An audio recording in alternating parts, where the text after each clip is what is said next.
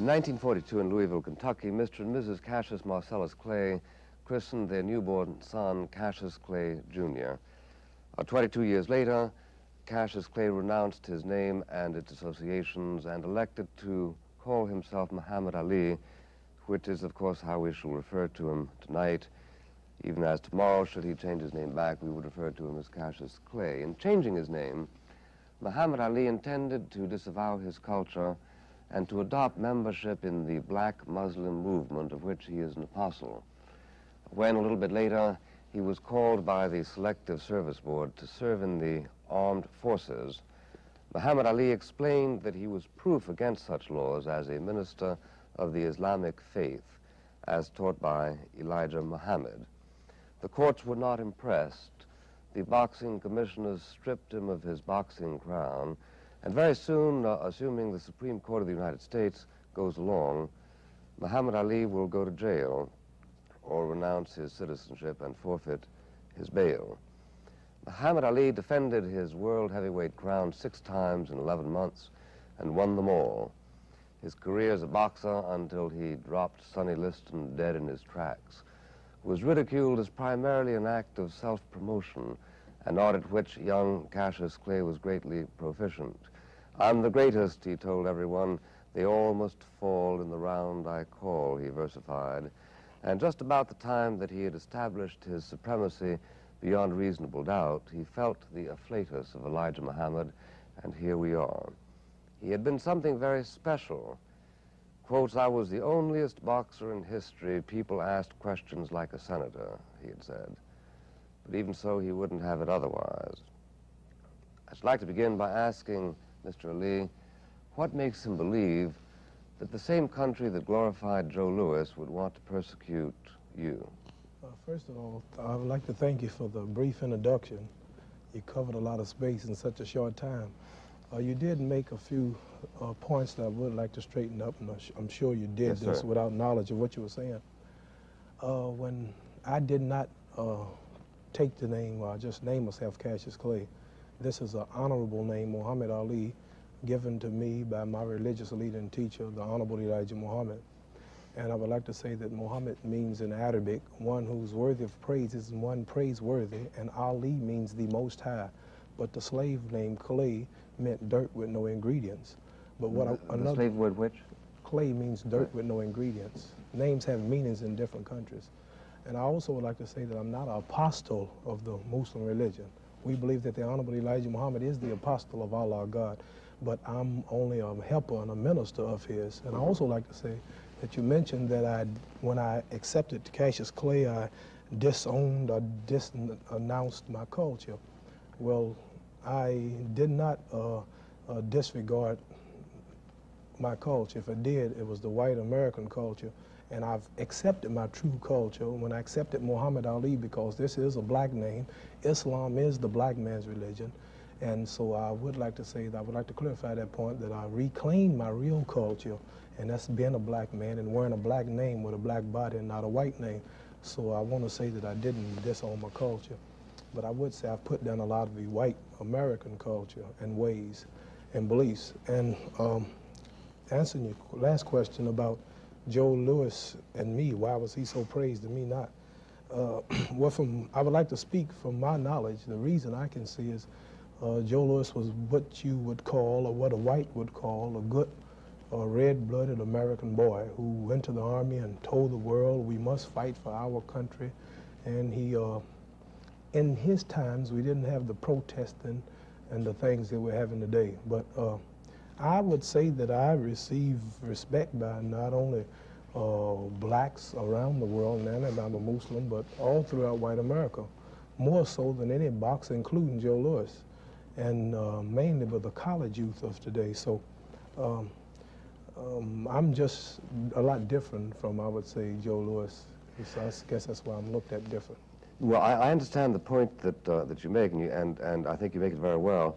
But you have, in fact, said publicly on a number of occasions that America was looking for a way to get back at you because we are a white culture. And I'm asking you, if we were looking for a way to get at you, why was it that Joe Louis was so popular with the same white America. Well, I can't recall. Why did we have it in for you? I can't recall saying whites as a whole was out to get me, because many know nothing about me or care nothing about me or what I believe. And what I believe or what I do will never harm them, nor will they have to come in my path. But I did make a statement that many of the boxing authorities and the people who wanted to get me out of the way couldn't do it physically. And many people, I'm sure, in government. So the legal way they could say, take the title and then make it look justifiable to the public was to say that he wouldn't serve his country. Twice, if you recall, I was denounced by the draft. In Florida, I was illiterate. They didn't want me. Then they had a special psychiatrist to come to Kentucky. They checked me and they didn't want me. But as soon as my name was Muhammad Ali, as soon as I announced I was a Muslim, then all of a sudden I became smart. Well, then you do believe that. You believe that you were drafted only because you changed your name to Muhammad Ali and joined the Muslim religion. Is that correct? Yes, sir. They knew that I wasn't going. They know the government. They know the Honorable Elijah Muhammad and his followers. The jails are packed with Muslims, but this would justify my title being taken. Yeah. And this well, now, would if you hadn't changed your name and your religion, in your judgment, you would have continued to have been listed as undraftable? I believe so, yes. Now, it's debatable. You have a right to, you know, say what you believe, and, you know, have a right to say what I believe. Sure, sure. Let's not fight over it. The reason I ask this because I'm anxious to know, in the course of appealing to the courts, your lawyer must have made that point, but apparently it made that point unsuccessfully.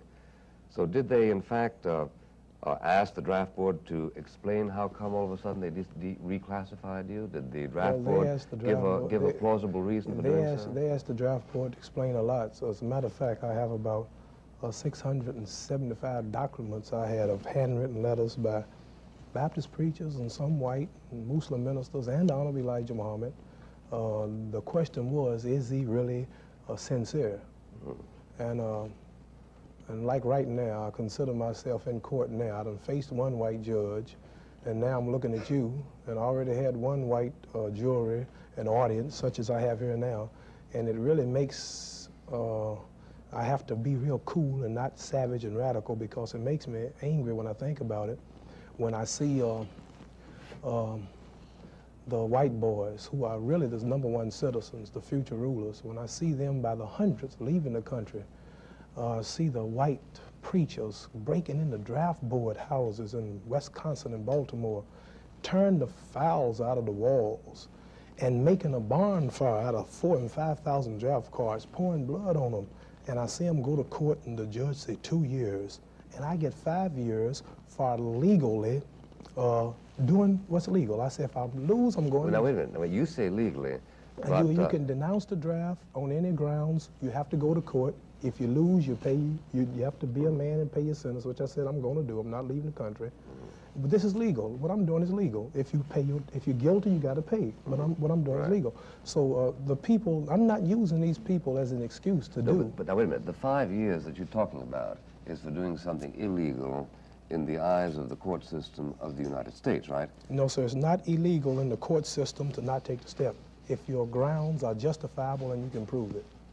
And then but you couldn't prove it. You couldn't prove it. We had the proof.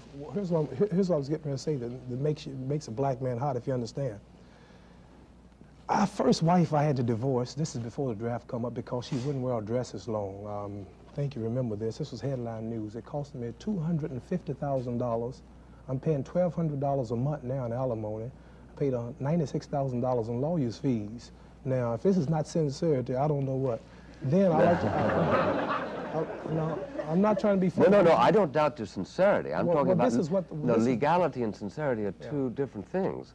You can be perfectly sincere, for instance, in desiring to break a law, but it's still a broken law, What I'm saying is that this sincerity was not recognized. I mean, the files, the papers, everything we had. You asked me a question. Yeah. Did you say to the draft board that when you accepted Muhammad Ali, they seemed to change, and that if he was Cassius Clay, they wouldn't have? Well, all these things was brought up, but they completely overlooked it. Well, let's grant the sincerity of a couple of judges and quote them. I think it's only fair to do so under the circumstances. Sir. One of them The first one you approached said that Cassius Clay, quotes, claims to be a minister of the lost found nation of Islam and maintains he was due a ministerial exemption from the draft. His vocation is clearly that of a professional boxer. His point was that, in fact, you were a professional boxer, not a minister. What we did tell the judge there, he said, if you're a minister, why are you boxing? At the time I heard the Islamic teachings as taught by the Honorable Elijah Muhammad, I was in about $138,000 worth of debt. And this debt had to be paid. And boxing was my way of paying my debt. But I would say one thing. I was asked in a way when they said, take the step, choose between the wealth of America, the millions of dollars, and the title, or the ministry. So I chose the ministry, or if I was not sincere, then I would have easily went to Vietnam, boxed exhibitions, and made a couple of coups made. I don't think anybody in his right mind would doubt your sincerity. Well, this is what the whole thing's about. No, I don't think so. The question is whether or not you fit into certain specifications as defined by the law. Right. Now, for instance, the judge in the next higher court ruling against you said that you, quotes, claimed objections to participation in war insofar as they are based upon the teachings of the Nation of Islam, resting on grounds which primarily are political and racial. These constitute only objections to certain types of war in certain circumstances, rather than a general scruple against participation in war of any form. However, under the law, only a general scruple against participation in war in any form can support an exemption as a conscientious objector. Now, that makes sense. Right. That's not anti-you, is it? Right. You're right. One thing I would like to say is that I'd have to admit and tell you this. My first lawyer, who was a black man, he was pretty well versed, but not versed enough. And I was a minister at the time that they called me. I was doing the ministerial work throughout the country for the teachings of Islam as taught by the Honorable Elijah Muhammad. And his hardship was my first case. He said, this is what we'll do. Then they were going to grant us the thing on hardship. But still, I would have to work in a hospital or something, but not carry weapons. Well, I couldn't do this. Why? Well, the Holy Quran, our religious book, teaches us that we who declare ourselves to be righteous Muslims do not participate in no wars, no way, fashion, or form that take the lives of other humans. And so what I'm saying is that I should have told, it's my fault in a way too, I should have told the lawyer that I'm not participating in no kind of way. So, but the two, and after he failed that, he went on another ground, had to support my mother, which was not enough to keep me from going in some kind of way. So then Hayden Covington, a wiser lawyer from Washington who we hired, he said, you're a minister. I said, that's right. He said, well, this is how you should have went it first. Because a minister don't have to take part in nothing, a hospital, nothing. He said, the only way you're going to get out is to go in as a minister. And I didn't know it. My first lawyer, he came up talking about this is not so. The other lawyer proved to me that it was so. Then when we filed at the ministry, I have to admit that it did look phony to the public. Well, at first he tried to get by because of his conscious objectives. Yeah. Second, he had to support his mother. Now he's a minister. But if we had went in first with the ministry, I'm sure it would have been much easier. So this is why the judges say this and say that, because it did look funny because we made the wrong moves at first. Well, but then if that's the case, it's incorrect to blame them, isn't it? The lawyers? Yeah. No, the judges. No. You know, the judges take whatever arguments you present. Well, I'm not blaming the judges. I'm not crying. I told them my bags are packed and clean out my cell because I'm ready to go to jail. I'm not crying. I'm not hijacking no planes. I'm not leaving the country. I have my draft card. It's not burnt. So what I would say is that the lawyers should have went another way. And I would say that they should have known better, but I'm not crying about it. I'm a man. And I would like to say that the judges can look at this as a fraud in the beginning if they want, and then they can still look at the third case. Is he sincere as a minister, or is he real?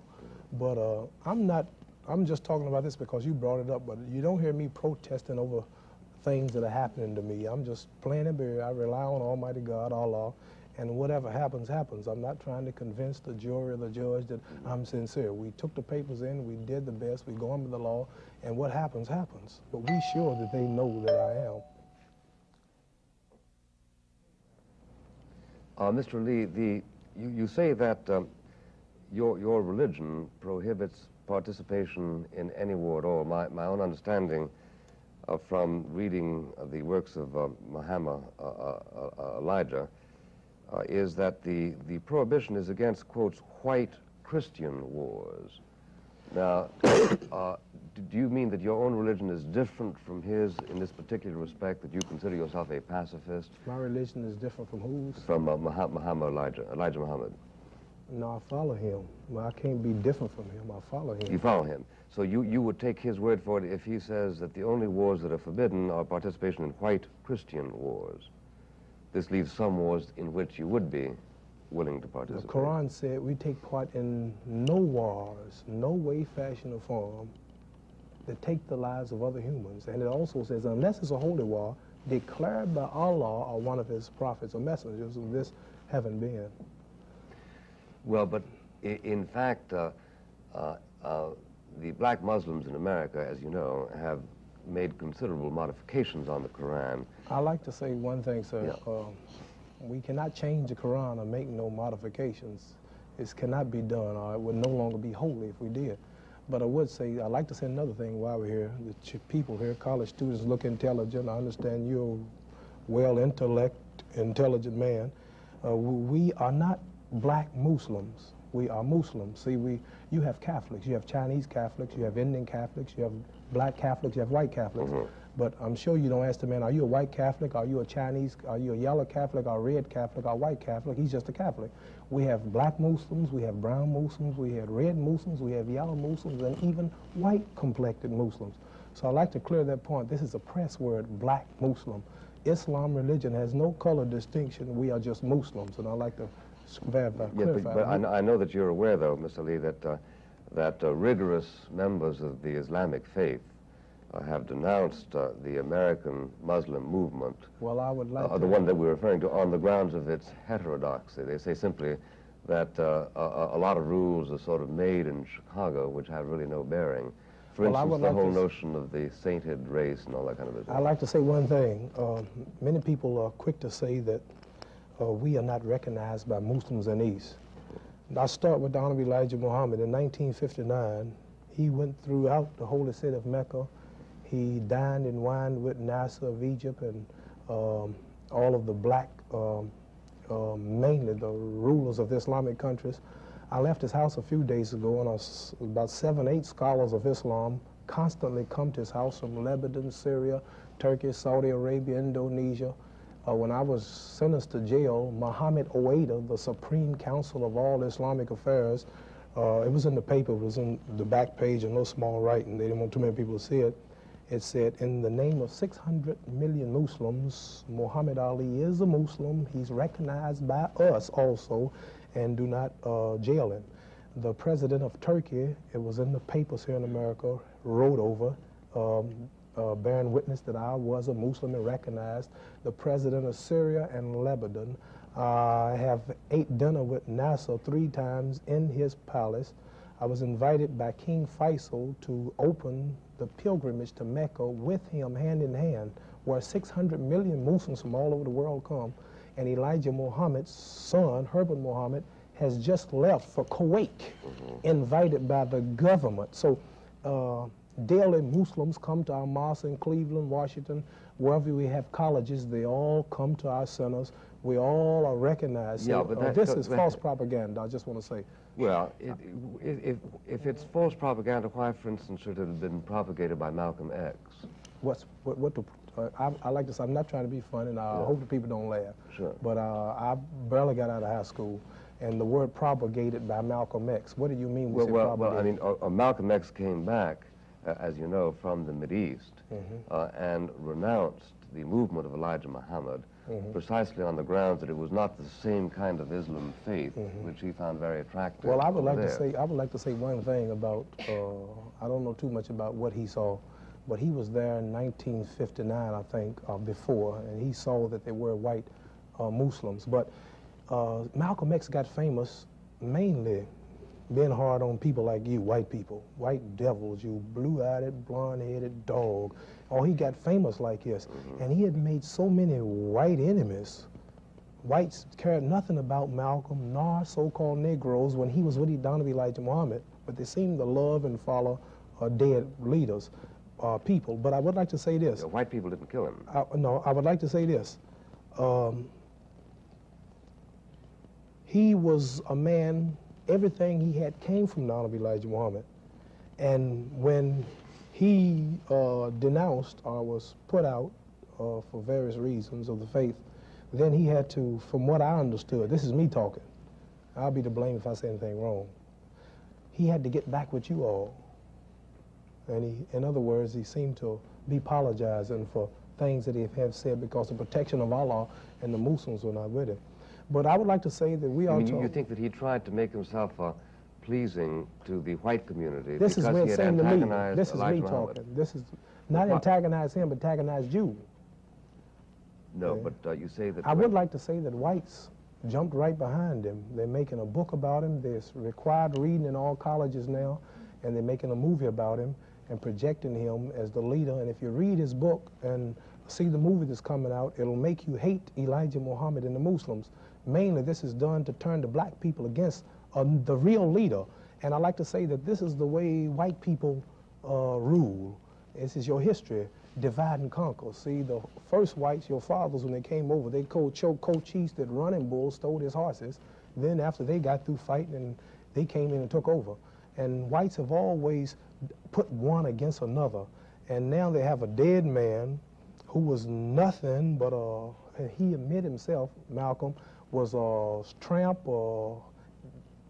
had white women selling the body for him. He was nothing until the Honorable Elijah Muhammad made him great. Made him great. Taught him, even his name, X, come from Elijah. He gave him his name. The Honorable Elijah Muhammad was an established leader before he was born. Now you seem to try to make it look like he was a leader and he was powerful. Everything I have, let me say one thing. I barely got out of school. I got out of school mainly because I was a champion. I actually didn't pass. I won't name the teachers that put me through.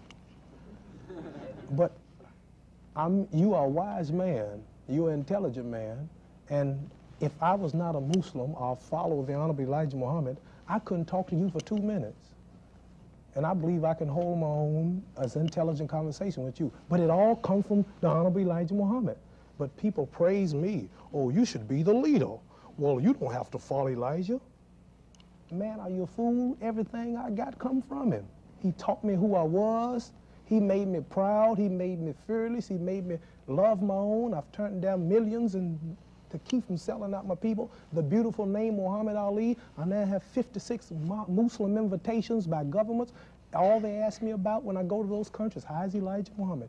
White people, twice a day, 65 and 70, their bus stop in front of Elijah Muhammad's house, hoping to get a glimpse of him.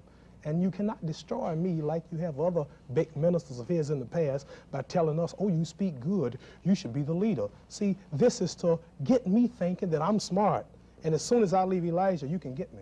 But as long as I stay with Donovan Elijah Muhammad, I'm safe. And if Malcolm X has stayed with the man that made him great, taught him everything he knew, today he'd been big, big, big. But as soon as, in other words, how can I come to your son and say you are wrong for spanking him when you fed him, you clothed him, you gave him his name, you birthed him in the world? Who am I to come in and be the judge and say, why did you spank that boy? You taught him, you have a right to spank him. And Malcolm X did some things. He said something about Kennedy that he shouldn't have said. 130 whites died tragically on a jet. He praised it. And Honorable Elijah Muhammad is not the kind of man to ordain it. So he had to spank him. And after you white people had told him how good he talked, he should be the leader, he couldn't take the spanking. He had to run out and start him a movement, and that's when you destroyed him. You understand? See? So I would say whites destroyed Malcolm X. I understand what you say. I understand what you say, and I don't doubt either the sincerity or the eloquence of your tribute to Elijah Muhammad, but I do think that assuming that we are prepared to question the divinity of Elijah Muhammad, then one has to assume that somebody like Malcolm X, when he turned against him, might have been doing so for honest, sincere reasons. That is to say, he might have thought, well, I've been following this man for a number of years, but all of a sudden, I have reached a level of understanding which permits me to see that he's pretty human after all, and that beyond a certain point, he doesn't have anything to teach me. He should have always known that he was human. and not having nothing to teach him. No, This is silly. some people treat him as though he were divine, you know. Yeah, well, the way they did Father he's Divine dead would be another now, example. and we don't talk about dead people. They're dead and they're gone. Who's dead? Malcolm X is dead. Oh, yes. And we followed Honorable Elijah Muhammad, who is the boss. And we'd rather not to stay here on the show and waste a lot of time arguing about a dead black man when whites are our common enemies. Well, no doubt, of course, he teaches you that, and no doubt you understand. We don't have to teach it. You Yeah, don't have to that's teach right. a black man that his enemy is Well, white. you see, from my point of view, what Elijah Muhammad is doing to you is diseasing your mind. You sit and tell me that we white people like to divide and conquer. You do. I grew up as a white child. I heard much more talk against Democrats than I did against black people. And I grant there's a lot of division in the sense that Republicans are divided. Democrats and Republicans don't lynch each other and castrate each other, and Oh, burn yes, each other, they and do. target and feather each other, Yes, they do. and rape and slave for 400 years. Now, wait a minute. This is... I would like to ask you a question. I'd like to ask you a difficulties. question. Who, 22 million black people in America, who would you say our everyday common enemy is? What other country or what nationality? I mean, you know, you have the nerve to be on a TV show like this and look at me like I'm wrong for saying Elijah Muhammad is poisoning you by telling you that we're your enemies. Yeah. And I feel it and see it every day. And every black man watching this show know you are enemies. And you have the nerve to stand up here and say Elijah Muhammad is poisoning my mind. He cannot teach us that you are enemy. You taught us, and your people daily. Martin Luther King is bumped off unjustly. Adam Clayton Powers bumped off unjustly. They took my title unjustly. They killed Megas Ever unjustly. All the integrators who love white folks was unjustly kicked out of Washington. They've been deprived of education and poverty throughout the country. They just came back from Vietnam, 12 boys in Chicago, and they sat on the television and they told how white soldiers are teaching Viet Congs to hate them. They fly rebel communist flags, and they doing everything that they can to them right there in Vietnam. Now you're going to tell me that Elijah Muhammad and trying to make the public think that he's poisoning me by teaching us the truth. Here's his latest newspaper. Now wait a minute. Here's his latest. Don't hold it now. Here's his latest newspaper. Muhammad Speaks. Now it's full of truth. You can get the paper in every city. You can buy Muhammad Speaks. And if this, I mean, you're a wise man, but I don't think you're too much wiser than the ones who run the country in the White House. Much wiser. No.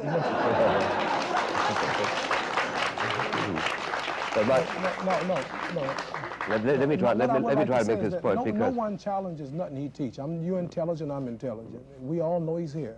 So I'm not here to tell you something you don't know about. No. I'm simply telling you that you believe something which I happen to know isn't true. Now hold it. See, what is it that I believe?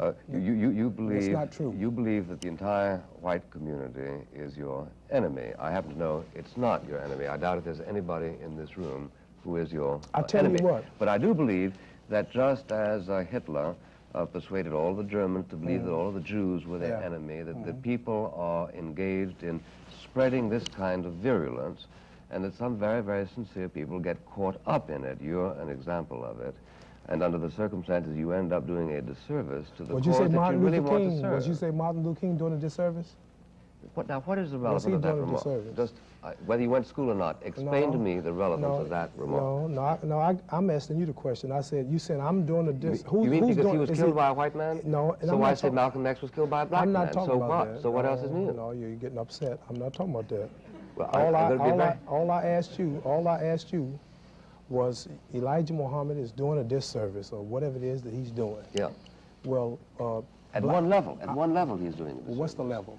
At the level of trying to persuade people that all white people are the same and despise Negro people. All right, now number one. At the level in which he urges you to self-pride, and the rest of it, he's doing you a great service. Let's look at some of the things he's doing. Excuse me 1 second, be right with you. Go ahead, Mr. Ali, excuse me. You say one thing that he's doing that's not so good, trying to persuade black people that all white people are no good and our enemies. Yeah. You have about 180 million whites in America. And Madison Square Garden holds about how many people? You know better than that. About how many? About 20,000. Something like that,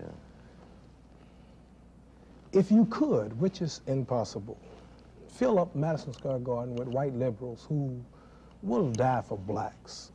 Color means nothing, and will give up the whole system and their own people and the richness. I mean, just all out, color means nothing. If you could get 20,000, which is impossible to fill. I don't say color doesn't mean nothing. If we had an arena with, if we had an arena with 10 million people in it, of whites, all you say really good and mean right. If you had 10 million, you have 170 million to rule them out. So what I'm trying to say, I see a white man die in a riot. He didn't want to die, or in a demonstration for blacks. America's in Vietnam dropping bombs now. Now, wait a minute, let's get back to Madison Square Garden, because it's one thing to say that white people aren't the enemies of black people, and another thing to say that color doesn't make any difference. It does. So does race, so does religion. For instance, the Italians and the Irish in New York get along pretty well.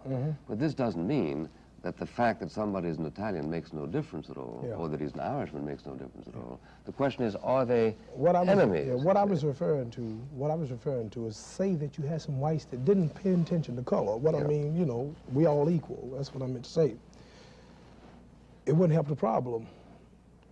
I mean, there's so few. For every one white that you can find me that you may say that's liberal, it means right, I'm sure that you could find 5,000 to every one who would kill him for trying to help.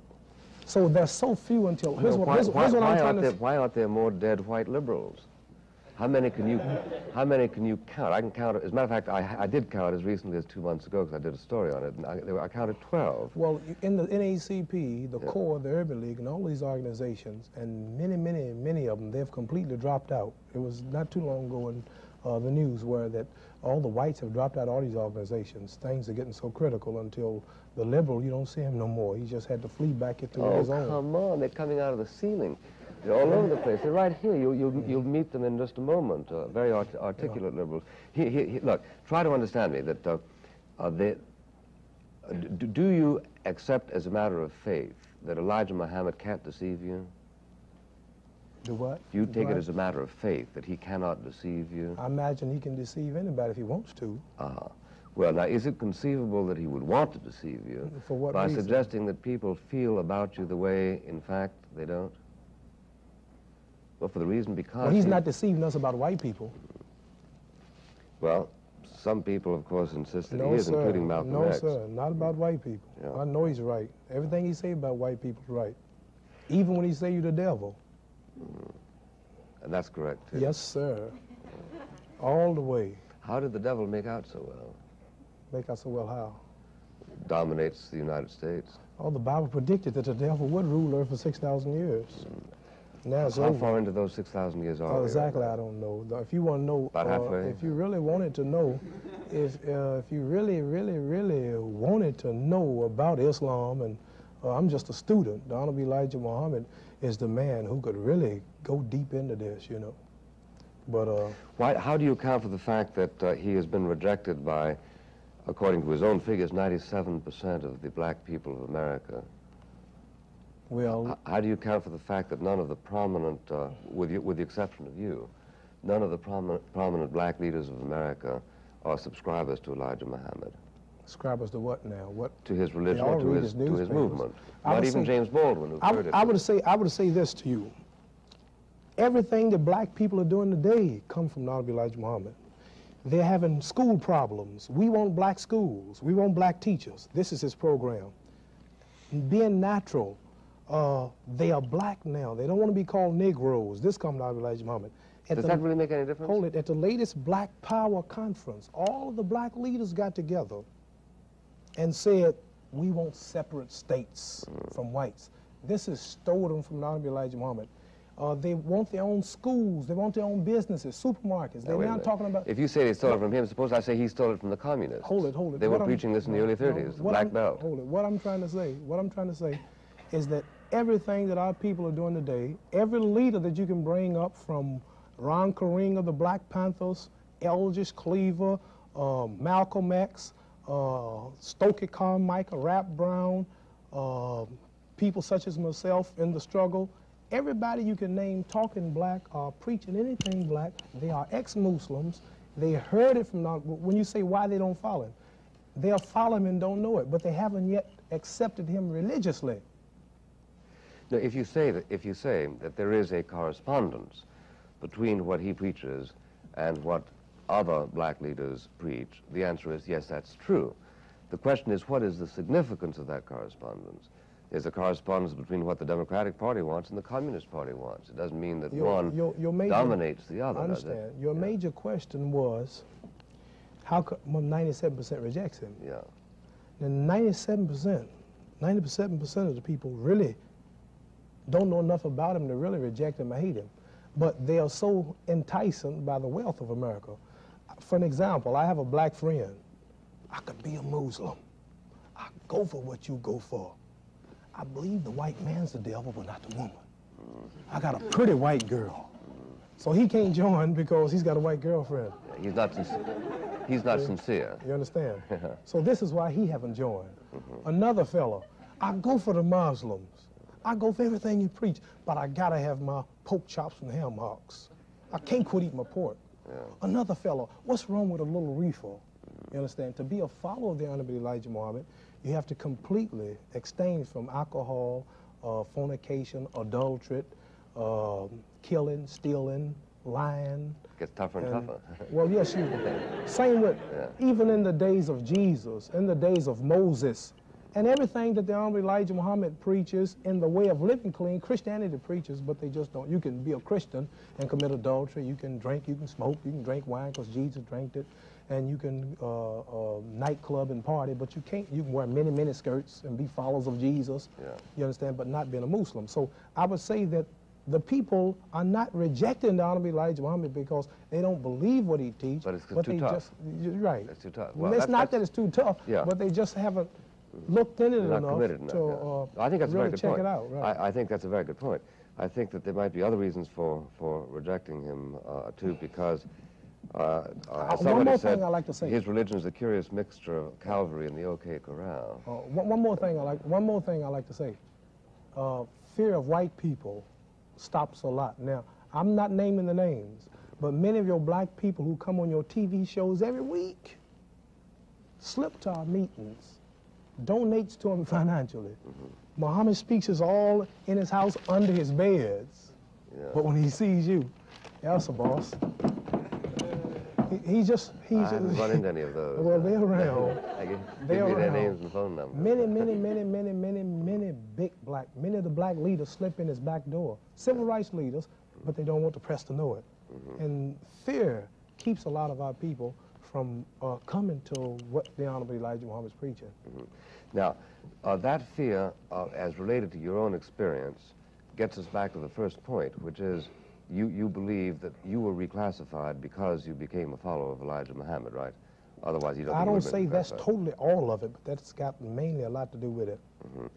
Because I see from the Liberator magazine, the socialist magazine published by the Afro-American organization, they say, whatever the government's reasons, most black people are convinced that Muhammad Ali was victimized because he is black, because he is a member of the country's most vulnerable minority. Now, this magazine, which is sympathetic to you, didn't say because you were a Muslim, a follower of Elijah Muhammad. They said because you were black. I would say that whoever wrote that actually believed that this is the reason. Yeah, but you don't believe it. No. Not just because I'm black. Much money white people could make on me. Why wouldn't the devils go after you just because much money as the devils could make on me, commercials, advertisements, movies, heavyweight title fights, man, whew, millions of dollars was made when I fought. Let me tell you something. Well, why didn't they stick with you then? Why didn't they stick with you? I got one more thing to tell you. The government is so out to get me because of who I am, so that I can't donate to the works of Elijah Muhammad. Man would take $1 and make $10,000 come from it. But you've written that Elijah Muhammad refused to take your money. Right. Let me say one thing to you. I owe him money, as a matter of fact, $100,000. Let me say one thing to you.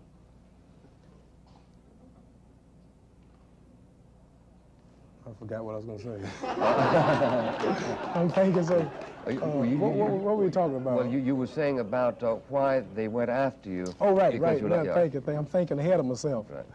See, you're a wise man, and you make a man think. Did that ever happen in the ring? No, you know, boxers don't think as fast as you. They're slow. But what I would like to say is that Washington, the government, the reason I say the government's behind all of this is because I tried to box an exhibition for the poor people in Mississippi. I could have donated at least a fight. I could donate at least $750,000. They came together, the boxing commissioners, they said, well, he probably could donate a couple of $100,000 to him, but that's just a drop in the bucket, as if to say... Who said that? The Commission of California, boxing commissioners, if to say Negroes are not worth a drop in the bucket. They weren't doing that for them. And the government had to call them because the commissioners were frightened, as if somebody from Washington had called them. Then we had another boxing match okayed in Columbus, Ohio. I'm just showing you why I know where it's coming from. Everybody had okayed it. The mayor's assistant, the governor's assistant, and then the commissioner gave me a license. Somebody forgot to ask the mayor about it, and he came back hollering, I don't want no draft dodger in here. Get him out, and like he had a speech written out, somebody told him. Then we said, we're not fighting in America until we go to jail and do some time or win the case. So we went to the Indian. A friend of mine said, I can get you. I'm not pushing the fights. I have various people, Negroes, who know you all good, figured that somebody can make a way for me to make a living here in America. Yeah. I said, it's impossible. It ain't going to work. I'm a Muslim. I'm following the most hated man in the country, the most powerful. It's the only one telling the truth, and they the only works to spread and keeping me down, hoping they can stop his progress. So they said, oh, man, they ain't that hard. Elijah Muhammad ain't nothing that powerful. Their government ain't worried about it. I said, Washington is not, the White House is not going to let me fight. They went to the Indian reservation. 15 Indian chiefs all got together. Okayed the fight. On the reservation? Yeah, Zora Foley. Contracts was been signed. It got to Washington. Yeah. And the food supply or something was threatened. Government supplies was threatened if you let him fight.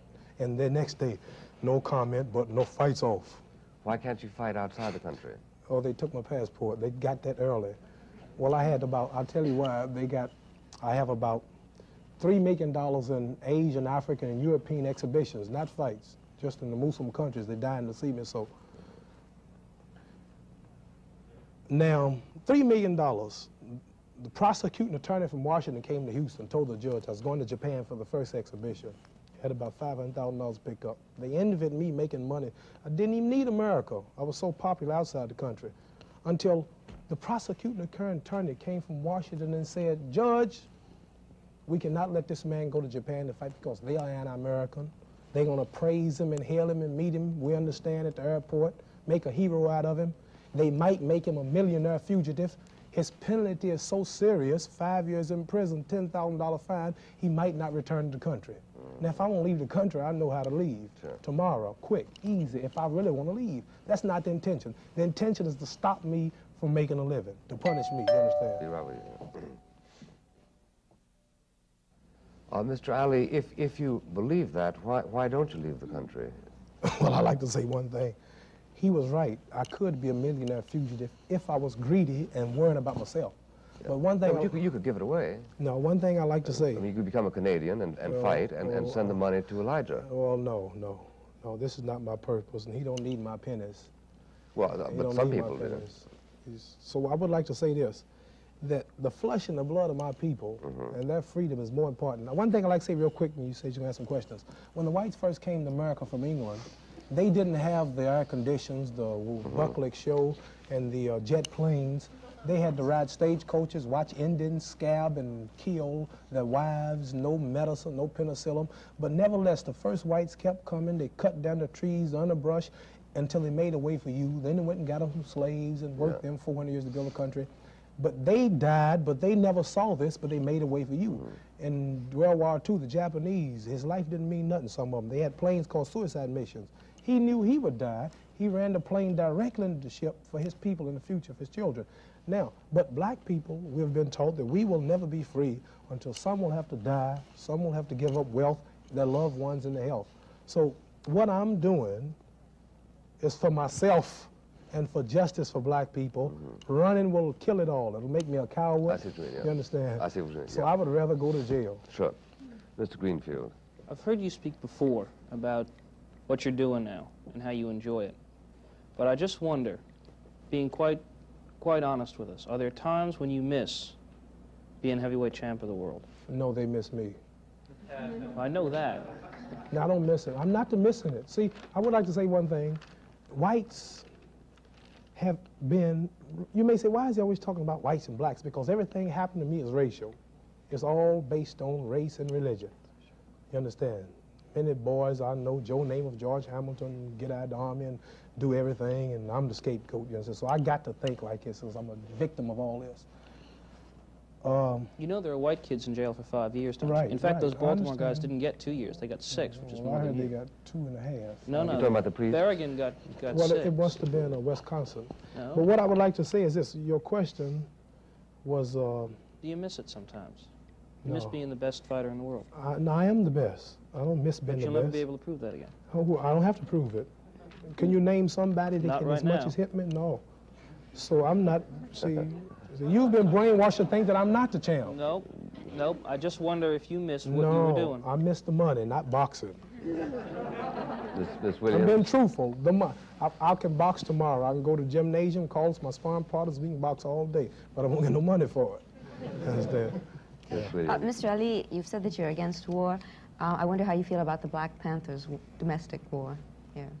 Well, we black people as a whole are at war, I would say, with the white power structure. Not physically, but we have different approaches to win the battle. Like, for an example, America's in Vietnam. One American is fighting from the air. The other American is fighting on the land. Another one is on the shore shooting them with the ships. Another one is a secret spy. Another one's in a submarine. They all are fighting the same common enemy, as they say, the Viet Cong, but they have different approaches. See, black people all are fighting you all for freedom, justice, and equality. One believes that intermarriage is going to solve it. And 200 years from now, we all will be a beautiful cream color. He really believes it. One believes that getting them some rifles and shooting up the country is going to solve it. Another one believes that education, one day we'll be the president. One believes that we got to get into the white man's pockets and get all the money. You've got hundreds of billions of dollars that he'll never see I'll get to, but he believes that one day he's going to get most of the money. But we believe that the problem, the answer is separation, and marrying our own kind, cleaning up for self, doing for self, and getting some land and building our own nation. Yes. So the Black Panthers are a group who figure that they are right and doing the thing the way they see it. But we don't all agree with each other, but we're not here to talk about it. But I will say, on violence, Elijah Muhammad teaches us it's impossible to be violent against the most powerful military country on the planet. It's impossible. Mr. Gaynor. Mr. Ali, if you feel that the white man is your common enemy, do you foresee eventual physical conflicts between your movement and the white community? No, sir. I would like to say that when you say my movement, when you say not my movement. Well, the movement of right, Elijah Muhammad. You got to watch all this, because you'll have me thinking it's my movement. It's not my movement. See, that's what they did Malcolm X, and he wouldn't straighten that out. Yeah. He would talk like it's his movement. It's not our movement. It's not like it's God's movement. Do you think we there'll be believe. an It's eventual God's conflict? movement. Not Elijah Muhammad's teaching it to us. Yeah.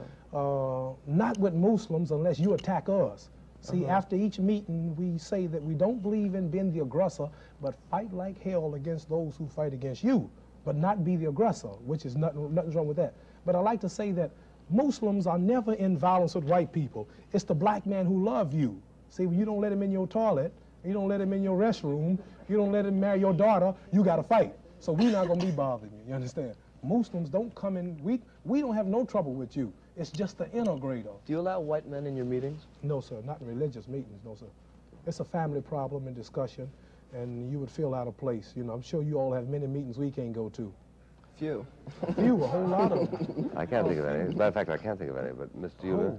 No, I can't, I really can't. You can't think of no No. meetings that white folks have No. and black folks can go No, I to? can't. Can you? You should be, What? you should be ashamed yourself. Klan. Oh, the Klan. I'm I don't- sure how it's a could they whole. tell? I'm sure it's a whole lot of them. A lot of Mr. Euler. churches. Mr. Lee, from your conversation with Mr. Buckley, I have assumed that if given the chance and your appeal is won in the Supreme Court, you would return to the ring. Now, wouldn't this conflict with your being an ordained minister of Islam and then therefore pacifistic? You can look at it that way, sir. I understand what you're saying. I'm Yes. asked this question a million times in colleges. I'm in about $485,000 worth of debt now, which the court said I don't have to pay until I can earn it.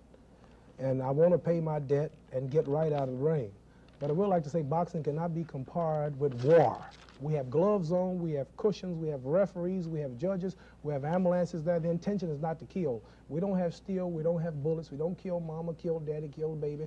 The intention is a sport, and we're not there to kill. So boxing cannot be compared in no way with machine guns and bombs and everything that they use. Yeah, I think that's fair enough. I think that's fair enough. Yeah. And, Thank you. well, just in closing, Mr. Lee, do you feel that you will be able to repay this this money that you owe by future If I'm activity? allowed You only have to 5 pursue seconds, my unfortunately. profession again, yes. Yeah. Thank you very much. I enjoyed talking to you very much. I enjoyed talking to you. And thank you all.